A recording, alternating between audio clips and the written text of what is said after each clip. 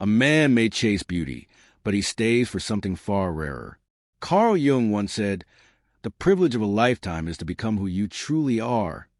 Most women never discover that privilege, and that's why they lose their power. Because while the world trains women to seduce with appearances, the men who stay, who fight, who build, who remain loyal, are held not by beauty, but by a presence that defies imitation, a kind of stillness, a kind of sovereignty, a kind of feminine mystery that doesn't explain itself, doesn't beg, doesn't chase. The most powerful woman in the room isn't the loudest or the most beautiful. She's the one who isn't performing. She isn't desperate to be seen. She simply is, still, present, rooted in herself.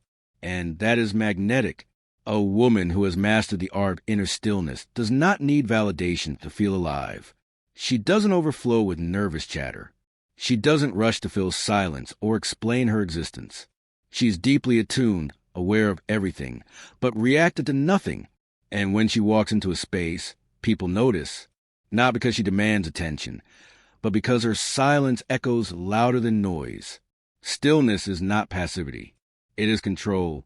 It is energetic command. And it begins with emotional containment, something few are taught and even fewer master. But once you do, the dynamic shifts. You're no longer pulled by chaos. You are the calm others seek. This is not a modern trend. It's ancient. It is the essence of the high priestess archetype, the spiritual woman who draws others not by words, but by her unseen depth.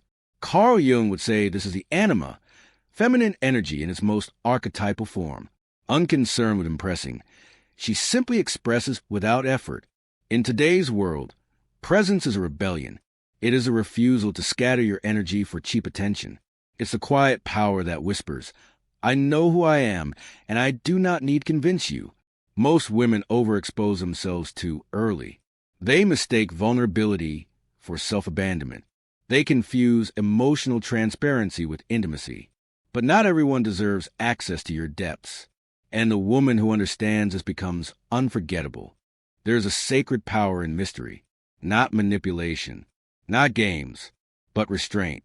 Because while culture screams to you to be real, be raw, be vulnerable, true emotional intelligence is knowing what to reveal and what to protect.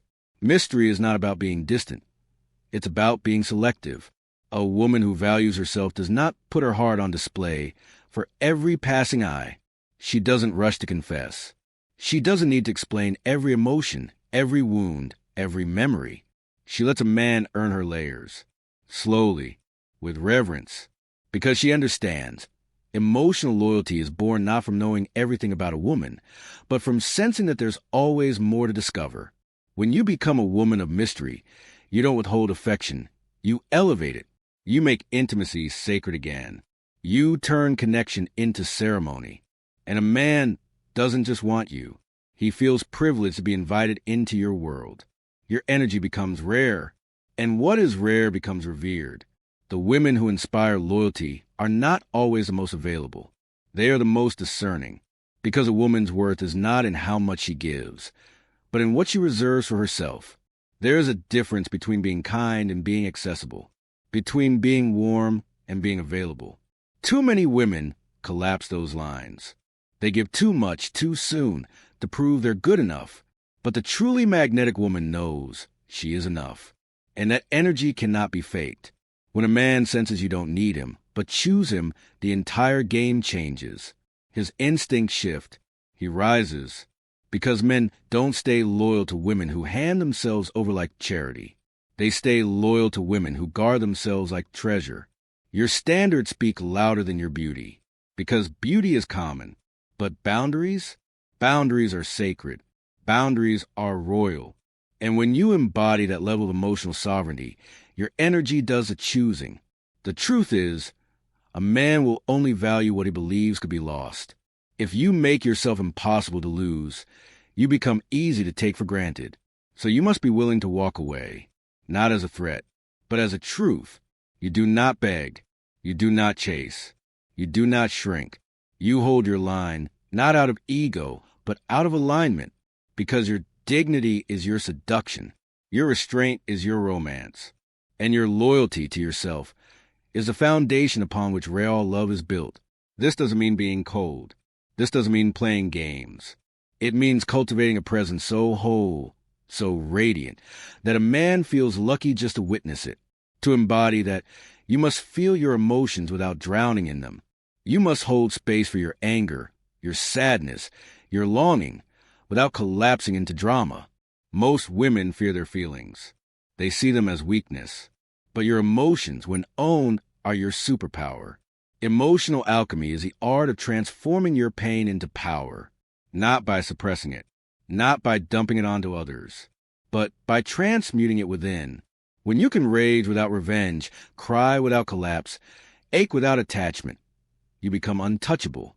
This is what Jung called shadow integration, the process of meeting the parts of yourself you rejected, the rage, the fear, the jealousy, and learning to carry them with grace. Not perfectly, but consciously. This is what makes you magnetic, not the absence of wounds, but the presence of wisdom. A woman who can feel without reacting, who can sit in her pain without outsourcing it, who can hold her grief without becoming it. That woman becomes unforgettable, because she is not a victim of her emotions. She is the priestess of them. And men do not forget the woman who can hold herself when everything else falls apart. It's not about being unfeeling. It's about being sovereign. Your emotions are messengers, not masters. And when you lead with that kind of grace, you don't have to demand loyalty. You inspire it. Men are drawn to women who live in color, but they stay with the ones who can hold the dark without being consumed by it. And yet, even this is enough, unless you are lit from within. There is a certain radiance that no beauty product can create, a glow that comes from a woman who loves her life, with or without a man in it. This radiance is not loud. It doesn't beg to be seen. It just is, and it intoxicates. A magnetic woman does not perform. She doesn't force joy. She doesn't chase excitement. She is her own source of aliveness. She is turned on by life itself. She creates. She moves. She feels, not for validation, but because it's who she is. When a woman is whole, the world bends around her. When a woman is joyful, men want to orbit her. When a woman is radiant, she doesn't have to compete. She transcends. This is not about being cheerful. It's about being alive. It's about finding what feeds you and feeding it daily. Art, movement, music, stillness. Whatever pulls you deeper into your essence, do that often, and watch how the world shifts in response. Because when your joy is self-sourced, you're not a seeker. You're a flame, and a man who values his own soul will recognize the fire in you. But none of this matters if you betray yourself for love. The most loyal woman is not the one who never leaves. It's the one who never leaves herself. Men stay loyal to women who are loyal to their own boundaries, their own intuition, their own wholeness. A man will test your limits. Life will test your limits. But if you stay true to yourself in the face of that, you become the woman no one forgets. You become the woman whose presence shifts the room, whose absence is felt, whose name lingers, whose loyalty is not a gift, but reward earned. You don't chase loyalty. You embody the kind of energy that makes it inevitable. And the first vow you make is not to him. It's to you. The feminine trait that keeps a man loyal is not about making him stay. It's about making him want to stay. And nothing inspires that kind of devotion more than a woman who moves from her intuition, not from insecurity. Most women operate from the outside in. They ask, what does he want? How do I please him? What will make him choose me? And in doing so, they abandon themselves. But the magnetic woman, the woman who captivates without trying, asks one thing: what is true for me? She listens to the quiet inner voice beneath the noise. That voice does not scream. It doesn't panic. It whispers. And most women have been trained to ignore it. You feel it before the first date. You feel it when the text doesn't sit right. You feel it when something he says triggers that tight knot in your chest. But instead of listening, you override. You rationalize. You explain it away. That's what happens when you're taught to be polite instead of powerful. But when you begin to trust your intuitive knowing, when you move from internal authority instead of external approval, you stop asking for permission to exist. You stop performing. You start choosing. This is the beginning of emotional sovereignty. You stop responding to men like a servant eager to please, and begin relating like a queen receiving guests in her court. Calm, clear, controlled, because a woman who knows her truth does not negotiate with it. Carl Jung taught that intuition is not irrational. It is ancient. It's your unconscious communicating in symbols, sensations, and flashes of knowing, and it's almost always right. But to hear it, you must silence the parts of you that panic at the thought of being alone. That is your wounded feminine. The part of you that believes love must be earned through sacrifice, silence, or self-erasure. But the healed feminine, she doesn't seek love from desperation. She attracts from embodiment. She knows. Her intuition is not a threat to love. It's the compass that protects it. You want to know why most women attract men who are inconsistent, unclear, or unsafe? Because they override their body's wisdom in the name of understanding. They sense a red flag, but call it challenge. They feel as avoidance, but label it mystery. They know they deserve more, but settle for less, all while trying to convince themselves they're being chill. Loyalty begins within. If you betray your own knowing, don't be surprised when he betrays it too, because you are always teaching others how to treat you, by how you treat yourself. If you shrink, he will take space. If you silence your truth, he will stop listening. If you tolerate chaos, he will deliver it. But when you move from intuition, you send a different signal. Not, please choose me, but I know what I bring, and I do not beg for recognition. This kind of woman doesn't fear rejection, because her identity isn't dependent on who stays or who leaves. She's rooted, not in performance, but in presence, and that presence speaks louder than any confession of love. Men don't stay because you demand it. They stay because your energy makes leaving feel like a downgrade. And nothing downgrades a man more than losing a woman who is true to herself. The next level of feminine magnetism is not about doing more. It's about undoing the need to control everything. We live in a hyper-masculinized world. Constant goals, strategy, control, execution.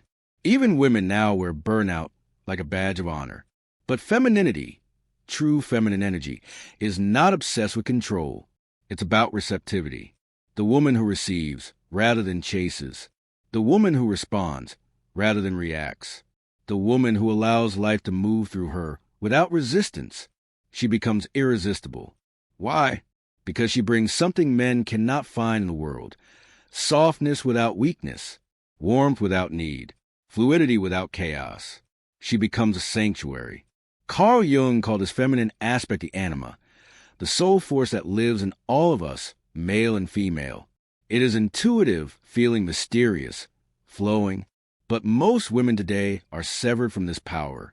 They've been taught that to be safe, they must become masculine. That surrender is weakness. That receiving is laziness. That rest is indulgent.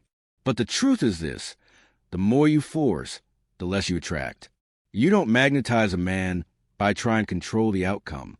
You magnetize him by becoming a woman who trusts herself so deeply. She does not panic in uncertainty. That energy humbles the masculine, because while the world spins in urgency, you remain rooted in trust. Not blind trust in him, but unshakable trust in your own worth. Feminine energy is not about what you do. It's how you be. It's your tone, your rhythm, your pauses. It's the way your eyes linger before looking away. It's the softness of your no, the surrender in your yes. It's the space you hold that makes others exhale. To embody this is to become unforgettable. Because when a man is in your presence, he doesn't just feel desire, he feels peace. Not every woman can give that, because most are still trying to prove their worth. But the woman who embodies receptivity, she's already chosen herself. And that changes everything. Want to know the real reason men stay loyal? Because they feel seen, not for what they pretend to be, but for who they are when their armor falls off. A truly magnetic woman knows how to witness a man, not with judgment, not with need, but with presence. This is not about stroking his ego. It's about offering space where he can breathe, where he doesn't have to perform, where his depth is met, not feared.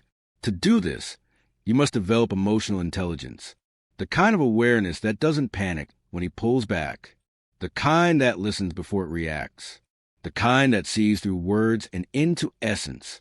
Most women demand vulnerability, but can't hold it. They say, I want honesty, but punish it when it comes. They want emotional intimacy, but offer criticism instead of curiosity. But the magnetic woman, she listens with her whole being. She doesn't interrupt. She doesn't fix. She just sees. And because of that, he stays. Not because he has to, but because he wants to be in the presence of a woman who makes him feel real again. Do you understand how rare that is? In a world of distraction, noise, chaos, your grounded presence becomes sacred. And once a man experiences that, cheap thrill loses its flavor. But this power isn't about making him stay. It's about becoming so rooted, so radiant, so emotionally alive that loyalty becomes a natural result. You don't convince. You don't chase. You simply rise. The magnetic woman doesn't fear walking away because she doesn't just attract loyalty. She commands it. He stays not because you please him, not because you flatter him, not because you mold yourself into the shape he desires. He stays because when he's around you, he remembers who he is. A magnetic woman doesn't just offer her body. She offers a mirror, a reflection of his higher self, a vision of the man he wants to become. And that is more intoxicating than lust, because it touches something deeper than desire. It touches destiny. Carl Jung said that within every man lives his anima, his internal feminine. When a man meets a woman who embodies the aspects of his anima, his softness, his intuition, his longing for wholeness, he doesn't just see her, he sees himself. He sees what he's missing. He feels what he forgot. And suddenly, you become unforgettable. Not because you demanded it, but because your presence activated something ancient in him. This is a feminine trait that no makeup can replicate, the ability to awaken a man's soul. But that power doesn't come from pretending. It comes from embodiment. The woman who's done her inner work, who's faced her shadow, who's shed the mask to the nice girl, the performer, the pleaser, she becomes rare. And what is rare is revered. Most women try to seduce through perfection, but perfection is sterile. It doesn't breathe. It doesn't move. It doesn't inspire loyalty. It inspires competition. The woman who seduces with truth, raw, unfiltered, sacred truth, is the one men return to in their minds when they're with someone else. Because the truth has a vibration. It lingers. It doesn't scream. It echoes. The magnetic woman doesn't need to flaunt her power. She's in it. It's in her posture, in her tone, in her eyes that hold wisdom and ache and beauty all at once. And she doesn't offer it freely. She makes a man rise to receive her because she knows. The more deeply you know yourself, the more sacred your love becomes. And sacred love is not given to everyone. She doesn't give him a throne in her life just because he desires one. She watches. She listens. She observes his consistency, his character, his energy. Because while she is a lover, she is also a gatekeeper, a guardian of her own temple. Most women hand over the keys to their kingdom too quickly. But the magnetic woman, she waits, not out of fear, but because she knows what is precious is not rushed. She is the embodiment of the queen archetype, the woman who leads herself, who governs her emotions, who attract through command, not chaos. She doesn't need to be chosen because she already chose herself. And a man feels that. Deep in his psyche, deep in his bones, he senses, this woman does not need me to complete her. But if she chooses me, it means something. And that meaning awakens something in him that cheap intimacy never could. Do you understand now? It's not beauty that makes a man stay. It's not submission. It's not sex. It's depth. The kind of depth that only comes from a woman who's been through fire and came out as gold. You want loyalty? Be the woman who walks into a room and changes the temperature without saying a word. You want respect? Be the woman who can be soft without collapsing, who can be warm without becoming a doormat, who can open without losing herself in the opening. That balance of love and discernment of emotion and boundary, of magnetism and mystery. That is a trait that makes a man loyal forever, and it cannot be faked, because this energy isn't found in books or strategies. It's found in your nervous system, in your embodiment, in the way you speak to yourself when no one is listening. A woman who speaks to herself with reverence teaches the world to treat her the same. You cannot expect a man to honor what you secretly resent. You cannot attract a king if you treat yourself like a pawn. You cannot demand loyalty from someone when you are disloyal to your own needs, your own truth, your own boundaries. So start there. Reclaim your self-talk. Reclaim your rituals.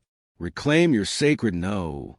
Because every time you choose yourself over pleasing others, you build a foundation for a love that is earned, not forced. This is the silent seduction, living so fully in your truth, so deeply in your worth, so unapologetically in your power, that a man doesn't just love you, he respects you. And that respect, that's what makes him stay. Lust fades, excitement wanes, beauty changes, but respect grows. And only respect can hold the weight of long-term devotion, because a man might love many, but he will serve the woman he respects, not as a slave, but as a warrior, as a protector, as a man who knows, if I lose her, I lose a piece of myself. And no woman can inspire that kind of loyalty by begging for it. She earns it by being unshakably herself. It's a paradox, isn't it? The more you try to hold on to love, the more it slips through your fingers. But the moment you let go of the need to be chosen, something shifts. Suddenly, love comes to you. Loyalty roots itself. Respect begins to grow. Because you're no longer chasing. It's magnetism now. Every woman who becomes unforgettable learns this. The deepest loyalty doesn't come from being the most beautiful. It comes from being the most anchored in her truth, anchored in her standards, anchored in her essence. And here's the final piece, the sacred feminine truth that most never realize. A man stays loyal not because you fill his emptiness, but because you awaken his wholeness. There's a difference. Most women try to become what he lacks. They overextend, overcompensate, become everything, his mother, his therapist, his savior. They pour themselves out to keep him close. And in doing so, they drain their power and lose his respect. But the woman who knows herself, who doesn't collapse into the roles patriarchy has sold her, she gives something rare. She offers reflection without rescue. She sees him, but doesn't fix him. She loves him, but doesn't abandon herself. She stands beside him, but never beneath him. Carl Jung said, "The privilege of a lifetime is to become who you truly are." The woman who earns loyalty is the woman who honors this privilege. She's done the inner work. She's danced with her shadow.